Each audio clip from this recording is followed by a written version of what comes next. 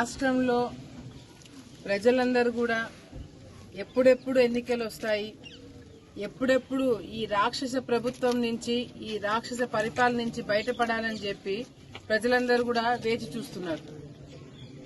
ఈరోజు వైసీపీ నాయకులు ఈ 5 సంవత్సరాల్లో చేసిన అవినీతి, అక్రమాలు, అన్యాయాలు శృతిమించిపోయి ఈరోజు ప్రజలకు విరక్తి పుట్టడం ఒక ఎత్తు అయితే, ఇంకా ఏం చేయొచ్చు, ఇంకా ఎంత రక్తం పీల్చి తాగాలి అని చెప్పి కూడా వైసీపీ నాయకులు ఈరోజు చాలా విచిత్రమైన ఆలోచనలతో, విచిత్రమైన చేష్టలతో బయటకు పడుతున్నారు. ఈరోజు ఎక్కడ కూడా వైసీపీ నాయకులకి మనం చేసే అక్రమాలు బయటపడితే ప్రజలు ఏమనుకుంటారన్న భయం కూడా లేకుండా, ఏముంది మళ్లీ ఎన్నికల టైంలో ఒక 500 ఎక్కువ ఇస్తాము, ఆ 500 ఎక్కువ ఒక క్వార్టర్ బాటిల్ ఒక బిర్యానీ ప్యాకెట్ ఇస్తే ప్రజలు మూర్ఖత్వంతో ఓట్లు వేస్తారు మళ్లీ మనకే, దాంతో మళ్లీ మనము పరిపాలన మొదలు పెట్టుకోవచ్చు అని చెప్పి ఒక ఆలోచనలో ఉన్నారు. ఈసారి ప్రజలు దేనికైనా కక్కుర్తిపడి ఓట్లు ఈసారి పొరపాటు జరిగితే మాత్రము ఆ దేవుడు కూడా కాపాడలేడు ఈ ఆంధ్రప్రదేశ్ రాష్ట్ర ప్రజలని చెప్పి కూడా ఈ సందర్భంగా తెలియజేసుకుంటున్నా. ఈరోజు జగన్మోహన్ రెడ్డి గారు ఎస్సీలు మా వాళ్ళు, బీసీలు మా వాళ్ళు, మిగతా కులం వాళ్ళంతా మా వెంటనే ఉన్నారు, అందరూ మా వెంటనే ఉన్నారని చెప్పి చాలా గొప్పగా చెప్తున్నారు. ఏ ఎస్సీలు అయితే అంతా నా వాళ్ళు అని చెప్పుకొని తిరుగుతున్నాడో జగన్మోహన్ రెడ్డి గారు, అదే ఎస్సీలని ఈరోజు వాళ్ళ మీద దాడులు చేపిస్తున్నాడు. అదే ఎస్సీ ఒక డ్రైవర్ ని చంపి డోర్ డెలివరీ చేస్తే ఆ ఎమ్మెల్సీని పక్కన కూర్చోబెట్టుకుని సభల్లో చాలా పెద్ద పెద్ద పదవులు ఇచ్చి జగన్మోహన్ రెడ్డి గారు స్వేచ్ఛనిస్తున్నారు. అదే ఎస్సీల మీద తప్పుడు కేసులు పెడితే పట్టించుకున్న నాదుడు లేడు. ఎక్కడ లేని గతంలో చంద్రబాబు నాయుడు గారు కావచ్చు, ఎన్టీ రామారావు గారు కావచ్చు, వీళ్ళందరూ కూడా ఎస్సీల మీద భారం పెట్టకూడదు అని చెప్పి ఎస్సీలకి కరెంటు బిల్లు లేకుండా చేయడం జరిగింది.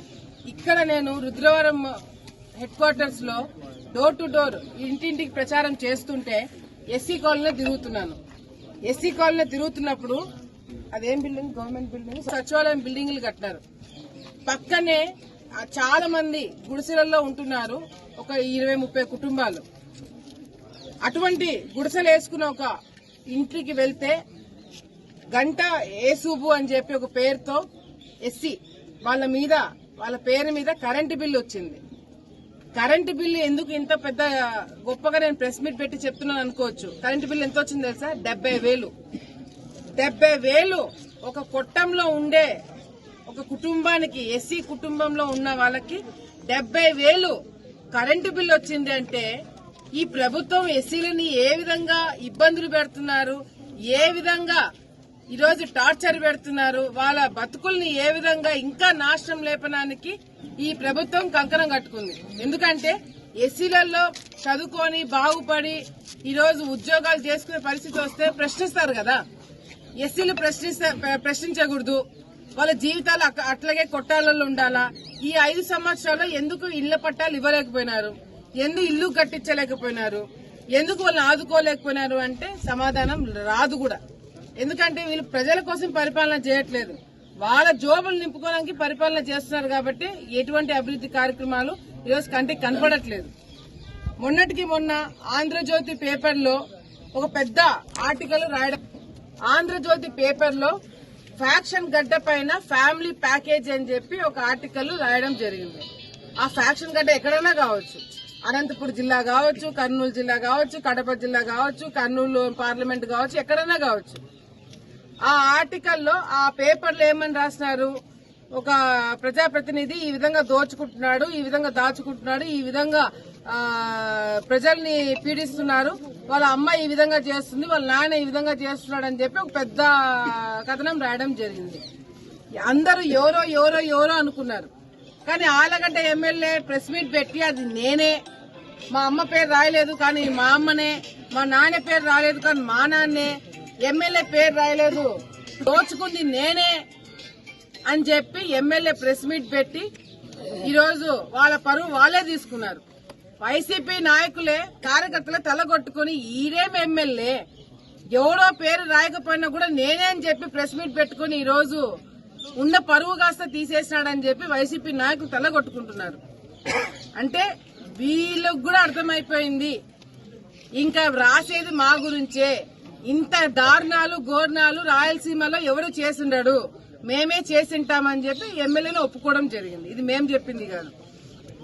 ఈరోజు రాష్ట్ర పరిస్థితి చాలా దీనంగా తయారైంది. చదువుకున్న పిల్లలకు ఉద్యోగాలు లేవు. చదువుకున్న పిల్లలు పక్క రాష్ట్రాలకు వెళ్లి కూలి పనులు చేసుకోవాల్సిన కర్మ పట్టింది. రాజధాని లేని రాష్ట్రం ఏది అంటే ఆంధ్ర రాష్ట్రం. ఈరోజు పథకాల పేరుతో ఇంతకుముందు చంద్రబాబు నాయుడు గారు ఎస్సీలను ఆదుకోవడం జరిగింది. ఎస్సీ కార్పొరేషన్ల కింద ఎన్నో కుటుంబాలని ఆదుకోవడం జరిగింది. కానీ ఇప్పుడేమైంది? ఎస్సీ కార్పొరేషన్ల కింద ఎవరికైనా లోన్లు వచ్చినాయా? 5 సంవత్సరాలు వచ్చినాయా? 5 సంవత్సరాలు లోన్లు ఎవరికైనా ఒక లోన్ గాని, ఇల్లు గాని, ఎస్సీ సప్లాన్ కింద రోడ్లు గాని ఏమన్నా వేసినారా? ఏమీ లేదు. అదే చంద్రబాబు నాయుడు గారు ఉన్నప్పుడు ఎస్సీలకి కార్పొరేషన్ల కింద ఎన్నో కుటుంబాలు ఆదుకోవడము, ఎస్సీ సప్లాన్ కింద రోడ్లు వేయడము, వీళ్ళకి కరెంటు బిల్లు లేకుండా చేయడము, వీళ్ళకి ఇబ్బంది లేకుండా చేసే కార్యక్రమాలు ఎన్నో పథకాలు ఎన్నో తీసుకురావడం జరిగింది. అవన్నీ రద్దు చేసినారు. అవన్నీ రద్దు చేసి ప్రజలని మద్యం మత్తులో పెట్టి, గాంజాయి మత్తులో పెట్టి, డ్రగ్స్ అమ్మించి పిల్లలతో ప్రజలందరూ కూడా మత్తులో నింపేసి వాళ్ళని గుప్పెట్లో పెట్టుకుని పరిపాలన చేయాలనుకుంటుంది ఈ నీచమైన పార్టీ వైసీపీ నాయకులు. ఇందులో నుంచి మనం బయటికి రావాలన్నా, చదువుకున్న పిల్లలకు ఉద్యోగాలు రావాలన్నా, మన రాష్ట్రం బాగుపడాలన్నా మళ్లీ చంద్రబాబు నాయుడు గారు హయాము రావాలా, ఆయన ముఖ్యమంత్రి కావాలా, ప్రతి ఒక్క నియోజకవర్గంలో తెలుగుదేశం పార్టీ జెండా ఎగరేయాలని చెప్పి కూడా ప్రజలందరూ కూడా కోరుకుంటున్నాం. ఈరోజు సొంత చెల్లెలు షర్మిల గారు బయటికి వచ్చి కాంగ్రెస్ పార్టీలో జాయిన్ అయ్యి తను ప్రశ్నిస్తుంటే సొంత చెల్లెలనేది కూడా చూసుకోకుండా జగన్మోహన్ రెడ్డి గారు వాళ్ళ ఎమ్మెల్యేలతో వాళ్ళ మంత్రులతో అడ్డంగా తిట్టిస్తున్నాడు. సొంత కుటుంబ సభ్యులని చాలా నీచంగా మాట్లాడిస్తున్నాడు. ఈ ఆడవాళ్ల గురించి ప్రెస్ మీట్లు పెట్టి ఇంత నీచంగా మాట్లాడే వాళ్ళందరినీ కూడా రేపు పొద్దున అధికారంలోకి వచ్చిన తర్వాత కట్ట తీసుకుని రోడ్డమ్మడి తన్నుకుంటూ పోవాలా. మహిళలనే గౌరవం కూడా లేదు, మహిళ అనేది ఆలోచన కూడా లేకుండా చేసే వాళ్ళకి రేపు పొద్దున మేము వచ్చిన తర్వాత బుద్ధి చెప్తాము. అదేవిధంగా ఈ రోజు ప్రజలందరూ కూడా ఆలోచించుకొని ఓట్లేయాలా, మీకోసం పనిచేసే వాళ్ళకి ఓట్లేయాలా. రైతులు ఈ రోజు బాగుపడట్లేదు, రైతులకు భరోసా లేదు, మహిళలకు భద్రత లేదు, చదువుకున్న పిల్లలకు ఉద్యోగాలు లేవు, మన రాష్ట్రానికి రాజధాని లేదు, మనకి భవిష్యత్తు లేకుండా చేసింది ఈ ప్రభుత్వం. మళ్లీ చంద్రబాబు నాయుడు గారు వస్తారు, ప్రజలకి పెద్దపీఠం వేస్తారు, మళ్లీ రాష్ట్రాన్ని పరుగులు తీపిచ్చేలాగా అభివృద్ధి కార్యక్రమాలు చేసి చూపెడతామని చెప్పి సందర్భంగా తెలియజేసుకుంటున్నాం.